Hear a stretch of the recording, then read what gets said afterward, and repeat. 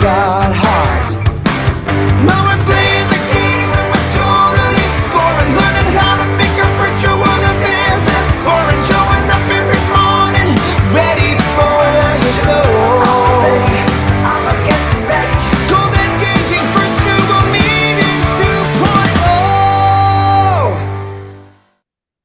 All right, welcome. This is John Chen with the Engage Virtual Meetings podcast.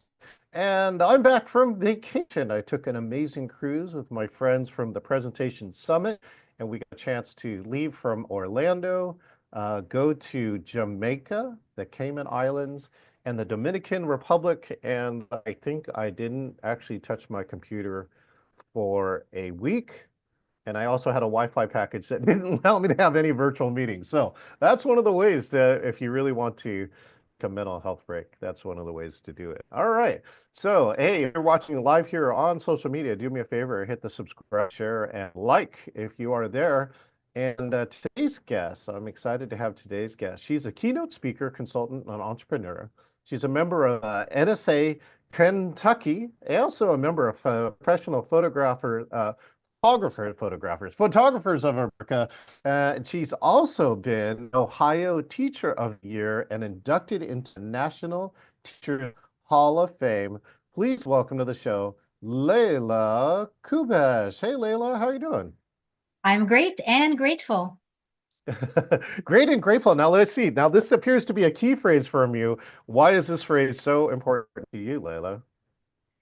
I am very grateful. When I began teaching, I almost left the profession because my administrator let me know in that spring that there would be no budget for the rest of the year or in the future.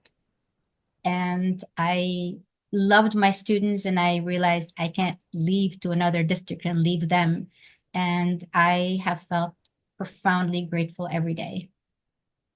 Oh, well, grateful. There is science behind grateful. The one of my practices in the day is to every morning wake up and write down 10 things that I'm grateful for every day. And I'm grateful to have you on the show today. Why don't we do a favor, Leila, for my friends who don't know you, take a moment to introduce yourself, who you are, and what you do. I am Leila Kubesch, a speaker and trainer. I work with educators and leaders to bring innovative methods and technology from the classroom to the boardroom. I work in the education space, HR, and corporate. I love making education more exciting and accessible for everyone, regardless of budget constraints. I believe when we are inspired to pursue something big, nothing can stop us. I focus on the 3 C's: how to communicate, connect, and collaborate to mobilize communities, gain a buy-in, and ensure full engagement, helping people from diverse backgrounds learn from and understand each other better.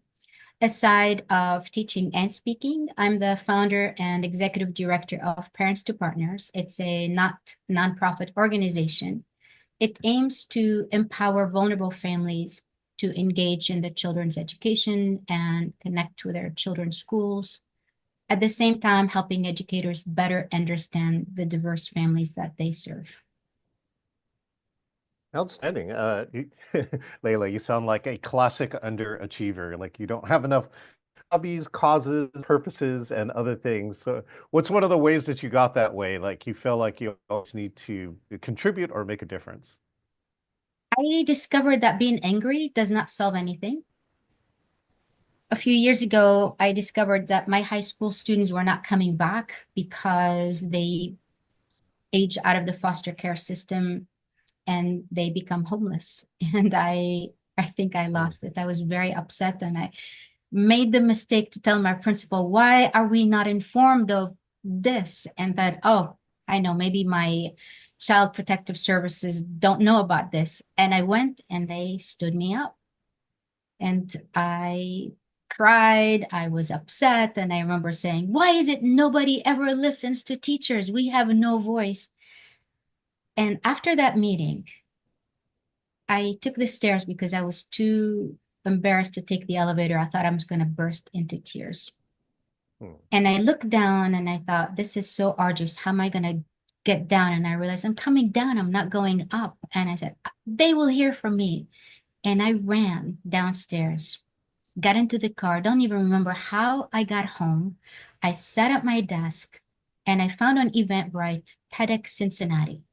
And I thought, I probably have greater chance of being hit by lightning than winning this audition. And I said, no, no, no. I know the impact of my words when I was coming down. And so I applied, and then I won first place. And I used Wow. that to get House Bill 50 in the state of Ohio to change, allowing the foster youth to have extension from age 18 to age 21 so that they can finish. Of course, it wasn't a one person, it's mobilizing communities, creating awareness, letting people know the challenges of what children face. And now I found that having an attitude of gratitude, looking at what we have instead of what we don't. I have a community, I have students, I have a classroom, instead of what I don't have. Well, English is not my first language, or I'm a teacher, nobody's going to listen to me. And by looking at the positive, I walk into my building in the morning, and we are a very high need community, school district. And I feel I am very rich, well, rich in spirit. And that's enough to do whatever it is you want to do. Oh, amazing, amazing story. Amazing to make a difference and use multiple avenues, I think, to solve a problem. How did you get into teaching English as a second language? And what's one of the benefits maybe that you've seen with one of your students? When I came to the US, I was 17. I did not speak a word of English. I went to Shawnee Mission High School in Kansas, and my teachers were profoundly kind, kindness I have never experienced before. When I finished college, I wanted to go into education, but I didn't have the confidence. I didn't think I would be good enough. I went to the airline industry. I thought, how else can I speak different languages all day and not let people think about my English not being great? And after working for several years, I went back to college, get a second master's degree in Wow. education. And I taught and loved it ever since. Hmm. Amazing. So let's see, now how many years have you been teaching? I don't know. Oh, 26 years. 26. Yes. And I know it's tough, it's 26 years, but if you had to share maybe one of your top lessons from 26 years of teaching, what's one thing that you could tell people about being a more effective teacher? In my first year of teaching, it was after lunch. I got to the classroom. My classroom was packed, had 36 kids. Mhm. And I saw Brad at the end of the classroom with a yardstick behind his friend and about to hit him. And I said, Brad, don't even think about it. And he hit the kid and he goes, sorry, I already thought about it. And everybody fell to the ground laughing hard, including the victim. And what I learned at that moment is my communication. Don't repeat random words and random saying. What you say matters. And I think that was really an important lesson. And another one is I realized I assumed so much. We had one day the principal let us know that the next day it's going to be the coldest day. And the students go, can we please go outside? I'm like, no. Well, I ended up bringing hot chocolate. We went outside, and one of the kids, I saw him making this, like with his hand, packing the snowball and looking at me. And I looked and I said, if you hit me with that snowball, I will see you after school. Of course, he hit me. And I says, well, and he came at the end of that day. And I said, no, you get 24 hours. He goes, no, I thought about it yesterday. Okay. And he cleaned the classroom, wiped the desks, washed the blackboard, mopped the floor. I'm like, you can go. And he wouldn't finish. No, I need to erase the board. I need to sharpen the pencils. You can go. And I thought, by now, 90 minutes, I felt like I am the one detained. I was taking graduate school classes at Purdue University. Like, I'm not going to make this class. And then at the end, he says, would you hook me up with a ride? I'm like, I don't know what hook me up, but yes, I will take it. I was so happy that he was willing to leave. And we reached this house it's a huge house with a metal fence. Like, wow, you live here? And he goes, yeah. I turned around and there was this huge sign that says, carry home for the orphans. And I realized at that moment that kids crave connection and will do it at anything, even if it comes at consequences. And that is when I decided that I'm going to stay in education. That was a huge lesson, to not assume that kids want to do bad things because they're bad.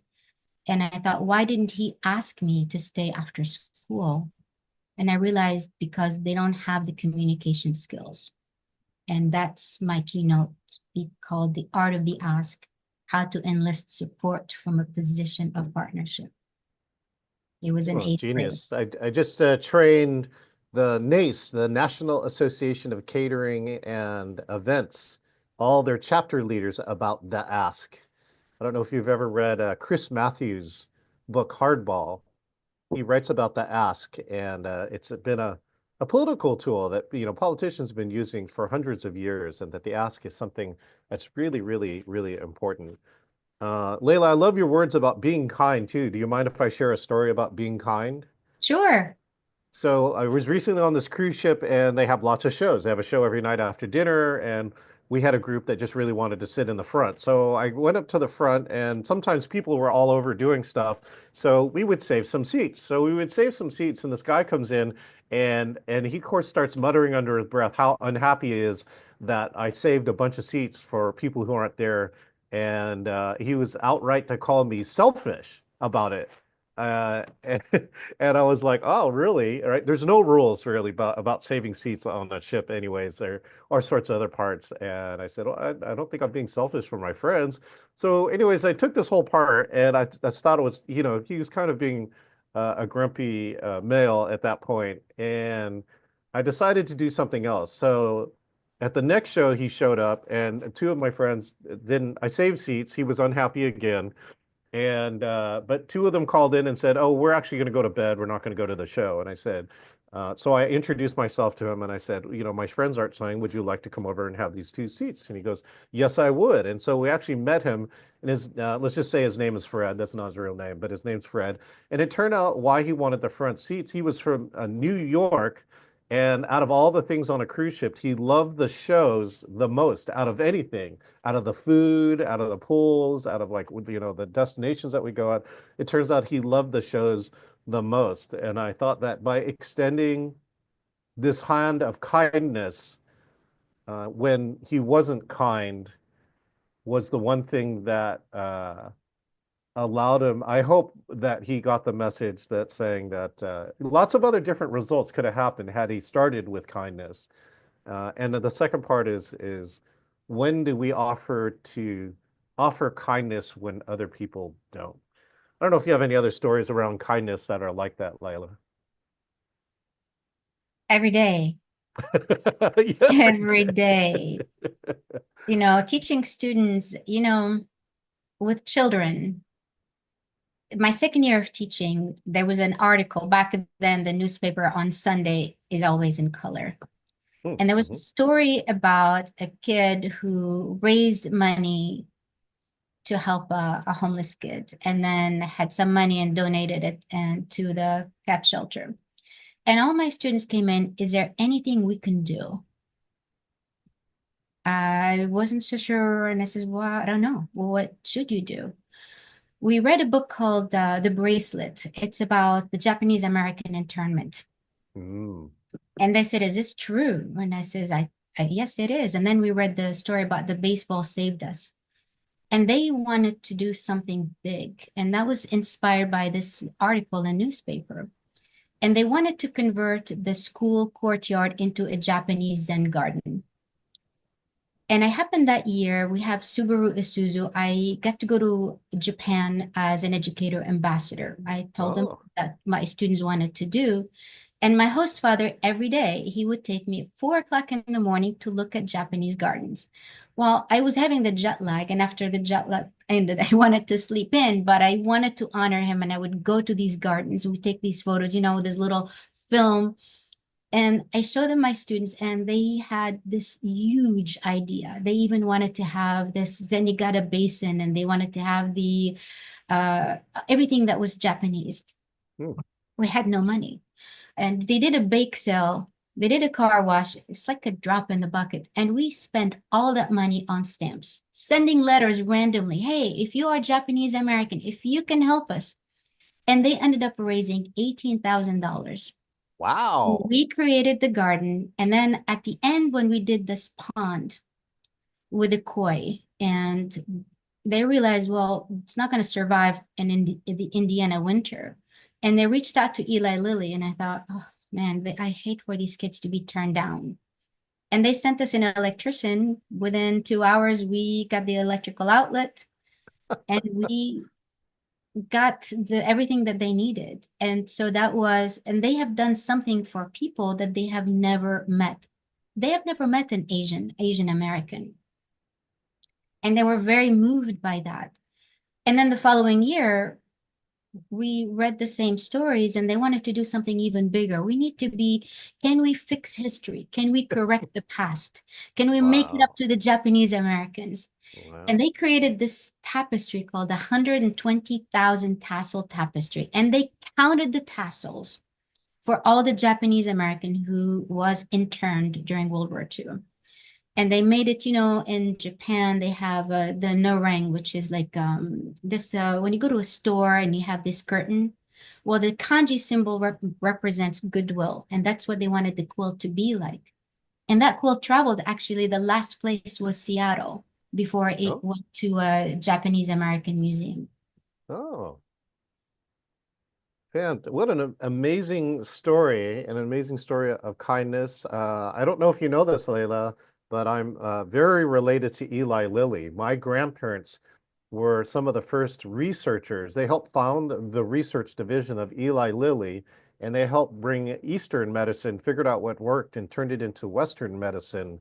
And I just visited Eli Lilly. There's a building which is a private building that you can rent for events that my grandparents created and selected all the Chinese art that's inside of there because it turned out Eli Lilly turned into a huge Chinese art fan as his way of trying to figure out how to bridge the East to the West. That's So amazing. yeah, Did so you I take actually, photos? yeah, so I have a full video walkthrough if you'd like, Layla. I would love that. Which Eli Lilly? I know the one was in Indiana, was in Lafayette, Indiana. It's next to it's near the farm that Eli Lilly also owns. Like there's a representative farm where they use the farm as a way to create like vaccines and other things like that. And the building is like less than 2 miles from that. So I can share the name of the location with you. And if you're nearby, you got to call, you got to arrange a meeting to check it out. But you can actually hold a private event there. And we're trying to see if we're going to have a family dinner there in the next 2 or 3 years. So we're trying to work that out. That's pretty cool. Yeah, well, thank Pretty you. cool. Speaking of cool, let's see what happened too. Let's go back to March of 2020. March of 2020. Oh yeah. So I don't know if you were teaching or not, but I whatever you're was. doing, of course, March of 2020 happened, and that your life needed to move to virtual. So I'm curious, what did you do on the virtual side, and what did you do to, create virtual meetings or teachings that was engaging for you? March 2020, I was teaching, and they let us leave, and they told us it's going to be 3 weeks and then we come back. Meanwhile, we needed to do virtual teaching. And I was the 2020 Ohio Teacher of the Year. And like, oh my God, maybe if this is a crown, I'm willing to give it back now. I don't know what I'm doing. And I'm certainly not ready to lead an entire state. I was also the national teacher finalist. Like, okay, everybody's looking at me like I'm under a microscope. I panicked. I did not even know what Zoom was. And back then there was all these challenges of people logging in, different people ruining meetings. it was a very scary time.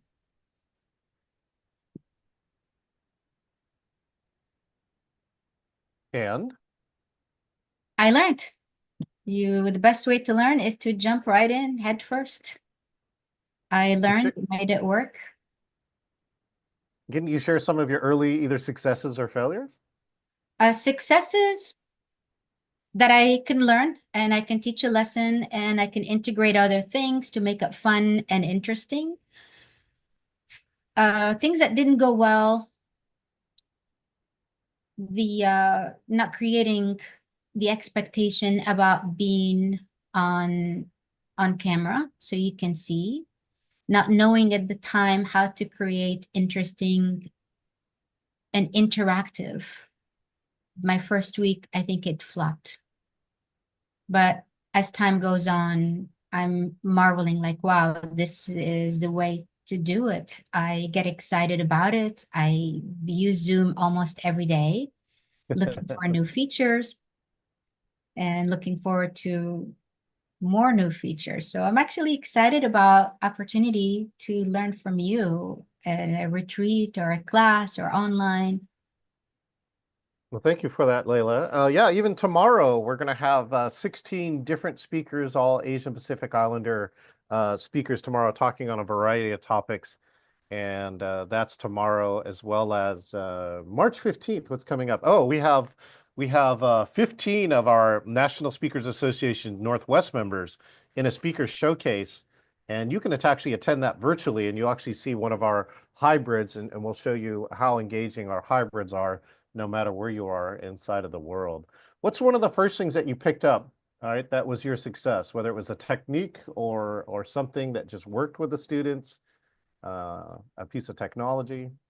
Integrating other technologies along with, well, once you create the expectations, definitely planning. You never wake up in the morning and say, well, today I overplanned or I communicated effectively. A lot of time, I think the planning is not so much for the attendees, but for us to make sure it is seamless. And that what I found was very effective in virtual teaching. And looking for ways to create, such as the pairing students, having smaller group, having a group of 40 or 50, that's not manageable for first time presenters online, unless you think of ways, how can I bring everybody in? How can I share the agenda, teaching them to communicate with each other, certainly how to be respectful, how to take turns. And that what I found was very important. That what really made, to me, that was a game changer. Say more. Well, how did you taking turns or which one of those things? Taking turn, but having guided activities, not just take turn. For me, for example, let's say I'm teaching a foreign language. Yeah. And I need students to have a dialogue and using the vocabulary. Well, I want them to have using, for example, write sentences with these words. And then I want you to pronounce them. And then I want you to use that in a dialogue. And then how can we make it even fun, such as using improv? Is that a possibility? I trained in improv at Second City. Oh my And I think goodness. it's fun. It's a great team building activity. And then, can I do this online? Can we play this game? Can we take risks and get the kids to giggle? Once you get everybody laughing and enjoying themselves and wanting more, I think that's what really makes the lesson and the activity. I think kids like adults. They're not about just information. They want to be inspired. They want to engage. They want to have fun and finding opportunity to laugh. And that's how I do my keynotes and how we do everything. We need to have all the elements of a storytelling. They need the data. The research is to say, this is why you needed to do it this way. They need that because. And finding opportunity to apply what they have learned immediately so they can remember it. And there's that accountability. And then say, if you are struggling, don't wait too long. We can hop on a Zoom, reach out to me. you or your parents don't fret about anything for so long. If you have a question, you can text me. And they taught me a lot about social media in addition to Zoom. Like, what happens if I don't have a Wi-Fi, or what can we do? Is we want to make sure that it is not like there's a relationship. You need to have a relationship even online to be able to connect with people and for them to be able to take a risk, even with children. And that to me, I found helped me immensely. And what do you do for the following year when we started the school year working with students I have not met? And some students are in masks because they are somewhere and so you can even see their faces. Right. Or even you see their faces and they come to the classroom and wearing masks. Like, I don't know who's who. So that is the challenge, getting to know. And I remember one time a kid said, I'm feeling dizzy. We went outside and she was having a meltdown. The fear of being in school, being with other peers. Mhm. How can we connect with people, whether they're wearing a mask or whether they're young or we have not met before? How can we put their mind at ease? So maybe starting with a joke, maybe starting with some fun activities, with some kind of icebreaker to get people. It's not enough. I found that it's not enough for me to know my students well. They have to feel comfortable with each other so that they can take a risk and then they can speak up. Have you ever read Google Aristotle's research on No, psychological safety? no, I did not. I'm Oh writing my goodness, Leila, down. you're gonna love this, right? So they did an 18-month study on the highest performing teams at Google, and they're radically different, right? It's very structured and some are like crazy, but all of them are high performing teams. And they were trying to figure out what did they have in common. Was it the money they paid them, the equipment they gave them, even the composition of the team or the leader? And it found out it's none of those things, Leila. There's five of them, right? But the top one, number one, was psychological safety, defined as I feel safe taking a risk in front of my team. And all right, you embody that principle here and saying that that's what students need to learn. There's so much other stuff going on the outside too, that if they can just find a way to feel safe inside of that classroom during that time, that's at least what I've seen too in my own personal work, is that's how we get people on virtual to participate, to engage, whether they're going to say something, they're going to chat something, or eventually turn on their camera. And it's not really the goal for that. The goal is really for them to be part of that class and for them to feel safe, whatever level they feel safe at. And that's where all the real things happen. That's where all the magic happens. That's when they start to engage. They really start to get something out of that class and feel like they're part of a community. So I don't know. Do you have a favorite story you like to share about a student or so? Not using the student's name, but for instance, I once had a Japanese woman who said she was never going to chat. Right? She told me before the class started, Lila. She goes like, "Oh, Mr. Chen, I just want to let you know I'm here. I'm not going to chat or anything, but I just wanted to just let you know that I am being part of the class." I'm like, "Okay, that's fine." And not 10 minutes later into the class, she starts chatting. 10 minutes later, right, she starts talking. And by the end of the class, we did this poem exercise where you write a poem with 8 different people on a Google, shared doc. And she wrote 75% of the lines. And I asked her why, and she said, it's because poetry is my jam. I'm very passionate around poetry. And so I found the right modality for her. When she declared at the beginning, she said she wasn't going to do nothing. And then in the end, she ended up being the most engaged and active person in the class. I'm just curious, Leila, if you have any story of like that, of somebody who really either came out of the shell or really surprised you about who they were. I had a ninth grader stayed after class and said, I really wished we still have home ec. My parents told me about this class years ago called home ec, where they learn how to cook. And he said, I wish I knew how. So I said, all right, I have an idea. I stopped by his house and gave him a box of brownie and oil. And I said, tomorrow we can do this on Zoom. It was a Friday. And I said, on Saturday morning, and other kids go, I want to do this. I want to do this. Like, all right, well, we'll do this on Zoom. Well, I will teach you how to cook. We'll do Saturday morning cooking class. And then some of the kids, well, some forgot to log in. Another kid said, well, I don't have eggs. My dad ate them for breakfast. Another kid said, do we need to have something to bake it on? Like, wow, we're not using Tupperware to put it on the oven. So when I went back to school, I asked the cafeteria and I said, can we use your cafeteria so we can do a cooking class? And they said, yes, you're very welcome to do this, but we want to make sure that you use this cooking class to promote cafeteria food. I'm like, no, it wasn't what I wanted. I want the kids to make what they wanted. Okay, so that flopped. So Zoom idea flopped, the cafeteria flopped, and what am I going to do? So I asked the school and they say, well, there's a special needs room. We're not using it. It's a disaster. You can use it. I buy the food and then I would stay after school. And the kids first time we did this, it took three kids, 45 minutes to peel potatoes. And there was a stove, but after an hour and a half, the chicken would not, it cooked, it was brownie, but there was this pink liquid. Now I'm vegetarian, but I can tell if there's pink liquid, that is not normal. So I was panicking, take the food. And so we called this cooking show, we called a Chow and Tell, the cooking show for teens. And we invited the local cable television to air the show so that more kids can learn and they can see the recipes. But for the kids, they take it home and help the parents out. And I reached out to an organization and I says, is there a way we can have an oven arranged because I shared the story? And they said, sure. So within 3 days, we got this installed. Turns out the one we had in the classroom and the special needs room was not working very well. It wouldn't get heated high enough.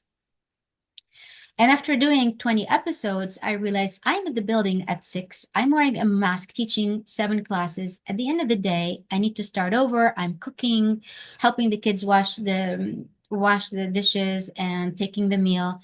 I'm exhausted. And that's when I started with the art of the ask. Can I get community members to come in and do this? And I found it was phenomenal. Like one person the 2021 Teacher of the Year drove 14 hours to come and be with my students.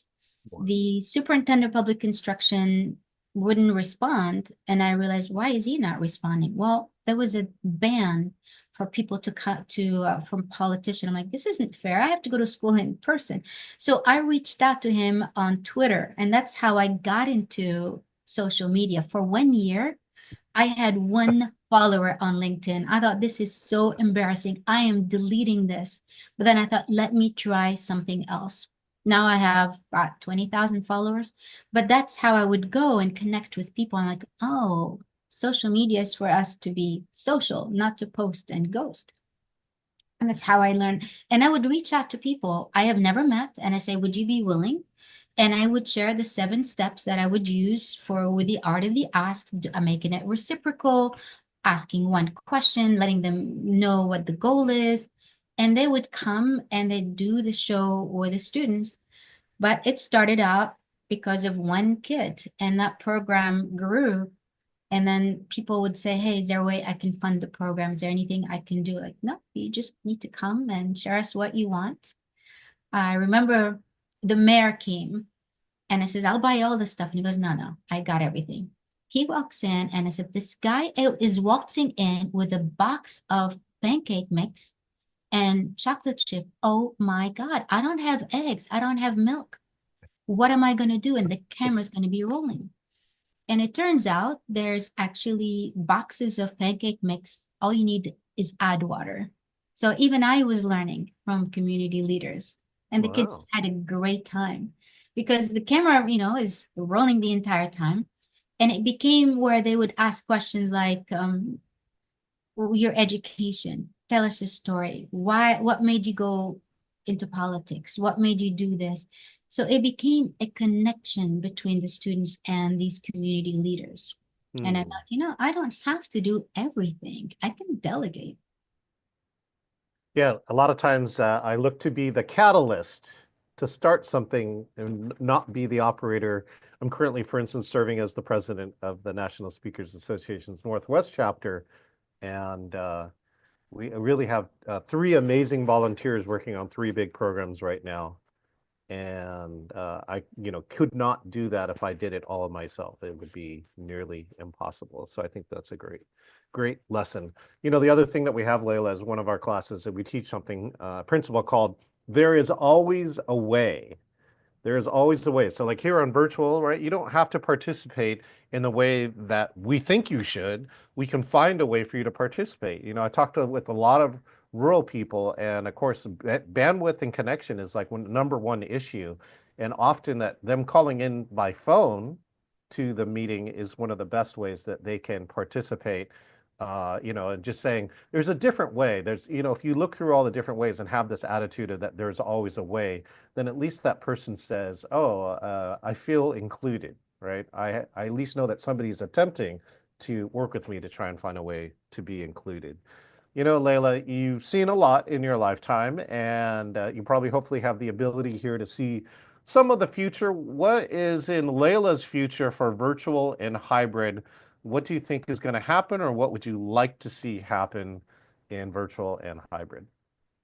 I think virtual meetings will become a lot more fun and feel more like we're in the same room. Technologies like virtual reality will make this experience possible. I've seen that at NSA conference from a speaker once on a stage. She did this virtual, and I found it fascinating. And I'm looking forward to seeing if that exists, if would that be available to the rest of us. I look forward to better background features that don't make parts of us disappear when we move. Yeah. I would love to see translation tools to help people from different countries communicate more easily. Improvements that will make virtual meetings better options for collaboration globally. Like I would love to attend meetings in different countries, even those not led in English, and be able to understand and contribute, allowing both parties to interact in real time.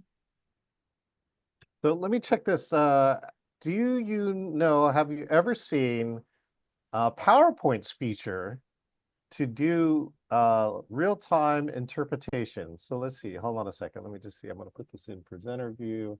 I'm going to always use subtitle. Okay. Name a language.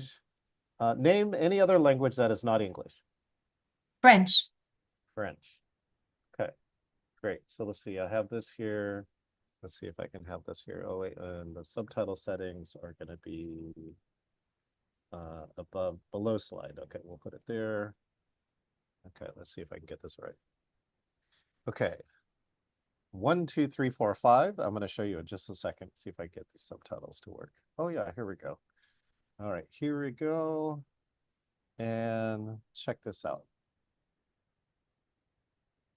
Great. Are you seeing a slide with French captions on the bottom? Oui, yes.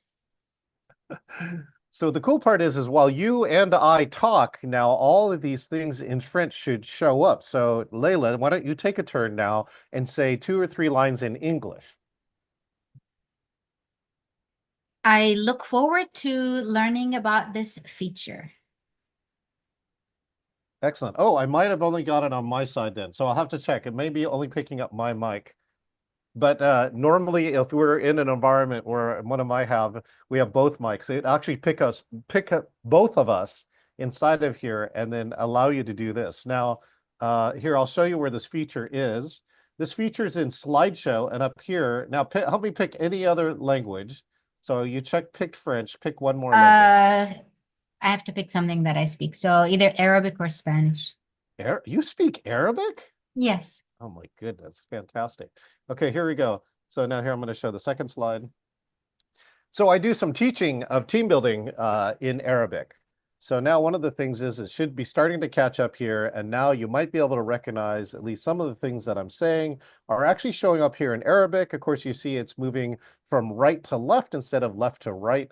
And so this is actually built into PowerPoint. So anytime you're presenting live, either in person or virtual, you can actually get another language here like this by adding this just to PowerPoint. And this would allow you to present. And I've actually used this in other countries as a way to connect with people. Isn't that amazing? Phenomenal. I'll be using this every day.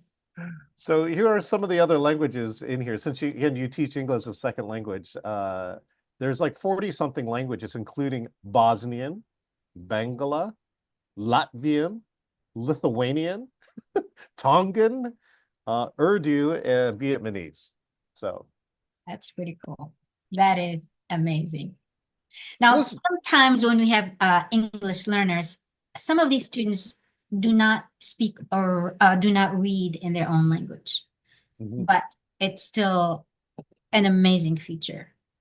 It's about 92, it's gotten about 90% correct. So for instance, I presented that to an Arabic class where their English was a second language. So they could understand me in English, but they could read Arabic, and they came back and gave me feedback and said, this is about 90% correct. It was a lot better. It wasn't like the 60% correct where it's getting lots of words wrong. Yeah. Wow. This is more like in the 90 to 95%. It can definitely aid if you have an audience, but you do not have the budget to afford a real interpreter. It can be another way to increase the engagement. And a lot of times too, people will stare at the captions with it because they're amazed to see. They just want to go back and see how accurate is it. I think it's a great thing because even in English, there were times where I couldn't help the volume. The volume, we did yesterday a virtual, it was a hybrid meeting, and one speaker was too far and I couldn't hear it. And I thought, oh, I wish there was a caption. Let me see if I can get that to work. Or someone speaking too fast, or someone with a very strong English accent makes it a bit difficult to understand. And I thought that would be really the way to do it in the future. Yes, yes, and that's why live captioners, of course, are better. They're trained, and they also ideally might know some of the speakers. They might select a captioner specifically for those types of speakers. And I find when I watch even movies nowadays that I put on captions to increase the level of understanding for myself. So, well, amazing with that. So, Leila, with that, let's what's if you could magically get people to remember one thing from this interview, what would that one thing be? How amazing you are. Oh, well, thank you, Leila. And And that you offer this training that I can't wait to learn more about. Looking forward to learning more.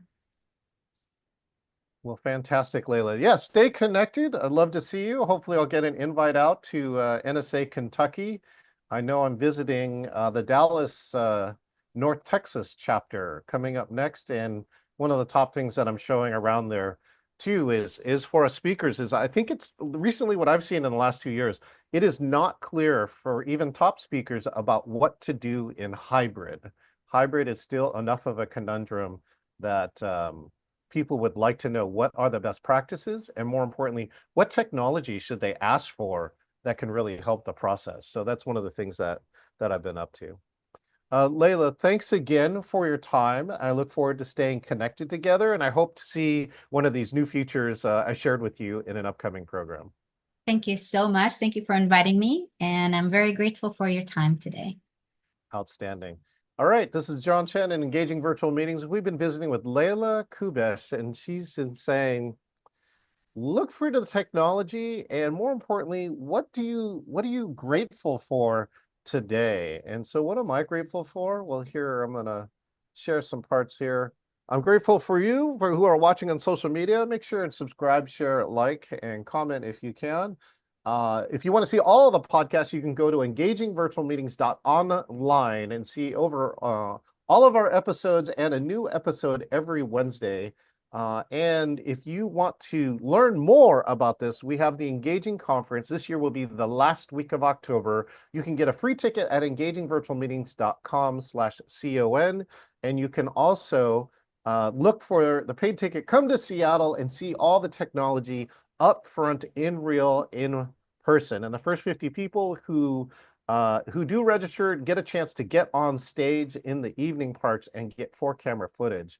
And what's the last part? If you want to be like Leila, you too could be the next guest here on the Engaging Virtual Meetings podcast. Just go to engagingvirtualmeetings.com/meet and select interview. And we look forward to seeing you. Well, let's see if I can do this today. I'm traveling remote. We look forward to seeing you again next time. Thanks again, and we'll see you then.